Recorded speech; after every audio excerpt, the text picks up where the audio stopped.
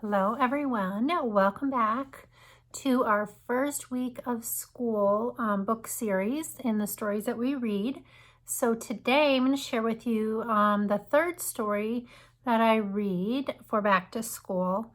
I'm not sure if you've ever used this one before. It's probably not your typical back to school story, but I choose this book because it lends itself to an entire classroom routine, and we use it all year long. So I like to get it into their mind early on in the school year, so right away. So this story that I'm going to share with you is written by Diane Alber. She has written a lot of spot stories, as you probably have learned. Last year she did a really awesome story for distance learning and wearing a mask. But prior to those, one of her first spot books was called A Little Spot of Kindness. And the first time I read this story, I just fell in love with it because it's so practical and it's so important for children to learn what kindness is. We can't just expect them to always know all these things, and give good examples of what being kind is. And that's what the story does. It tells you great examples of kindness throughout the story. It's super cute, and she uses her kids as little characters in the book. So if you've never read this story, go grab yourself a copy. She's an awesome author. So with this story, I start off by reading it, obviously, and go over my little question cards with the kids.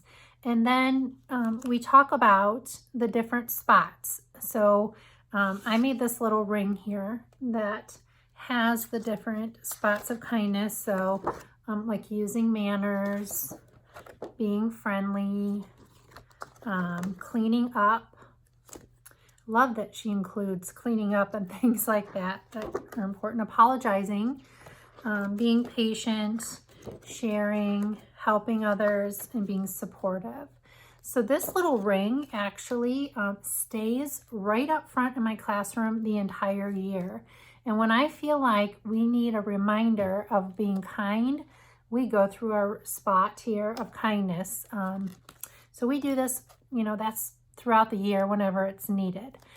So we kind of go through that. Then we do a little practicing of different kinds of kindness. So behind me here, you can see a chart, and I have like the main things I just went over with you. And I have little examples that I made up. They're just pretend examples, and you sort them out with the kids. And then a couple years ago, somebody said they wanted they wanted a visual one. So I also have one that has like little pictures with kids on it. So anyways, you read the scenario, you decide kind of where it goes. So this one says there's a student sitting alone on a bench, so you ask them to play. So you decide where would that fit in this group of, and I would probably say being supportive, helping others. You could put it there too. So you sort these little cards out. Again, I told you I love to do sorts with my kids. Another tip about my sorts is that they're laminated. So once we do them in whole group all together, I take the sorted cards out and just leave them there. And if some kids are finished early, I let them go up and just sort them out on their own. So it's kind of like a fast finisher, and they think they're the teacher too. So you can utilize them a couple ways. All right, so another thing I like to do on this day is make a class book, just like yesterday. So we write one way we spot kindness. So they have to kind of generate a sentence or a few words and draw a picture, and it goes underneath this little cover here. So anyways, I also have some fun, a lot more extensions. If you're like a second grade teacher or a third grade teacher, your kids already have those reading strategies, you could go to town, but we're talking about first graders who are at all different levels coming in, so we don't overwhelm them at the beginning. I do also have a fun little word search that has the different spots of kindness too, that they love to do. All right, so then I want to tell you how I use this throughout the year too. So we make this little craft, Be Kind spots of, and I put these up. I have a little sign that says something about kindness up above something, and I hang these spots up the entire year. They're so cute. I put them on this bright paper so it doesn't fade, and they get them back at the end of the year. So it's just kind of a reminder to be kind. So these stay in my room all year. Here's an example of some pictures of some Be Kinds that we've made in the past. All right, and then another thing I did in my classroom was I had a kindness tree. And I made these letters that say kindness tree on them. And these little circle spots that are right here, I put in my favorite colors, which are yellow, green, and orange. And I made a tree out of paper bags, so I'm going to share a picture with you. So this is just lunch paper bags, and this is my wall. And I put a piece of cardboard up first with a little bit of hot glue. Shh, don't tell. And then I crumpled paper bags and hot glued them on top of that, so there wasn't as much hot glue underneath. And then I just put the little circles up there and laminated them. And the words kindness tree are over here. And it says, can you spot kindness? So this is a little kindness tree. So we have a kindness tree as a reminder of using our kindness throughout the year. And below that tree, I have a little ring that looks like this. And each kid gets to pick out what color spot they want. They put their name on it, and then I hang the little ring. And whenever I catch them doing something kind, I have them go put a spot on their spot. So I just bought like these stickers, sticker spots. And then at the end of the year, I give them their spot back, and you can see it's just like filled. So they use the front and then the back. Hopefully it's filled, right?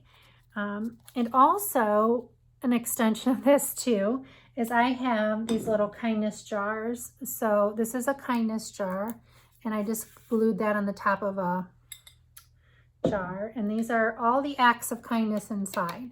So not only do they get to put a spot on their spot, but when they do an act of kindness, they take a spot out of here. It's just little pom-poms, and they move it to the other jar. So let's talk about why we do that. It's just, you know, some people fill a jar for a reward, for a class reward. So this is similar to that, although we don't have a class reward at the end. This is all about kindness. So once we fill this jar up with our acts of kindness, we do something kind for somebody else in the building. So the janitors, the nurse, the secretary, the principal, the cooks, all the people that help us become a school, we do something for them. So once our jar is full, there's a little poem I wrote for each person in the building. And it could be something as simple as like everybody signing a little card for them. For the librarian, we do like a little class book for the librarian. For the music teacher, we sing her a song that I have in here.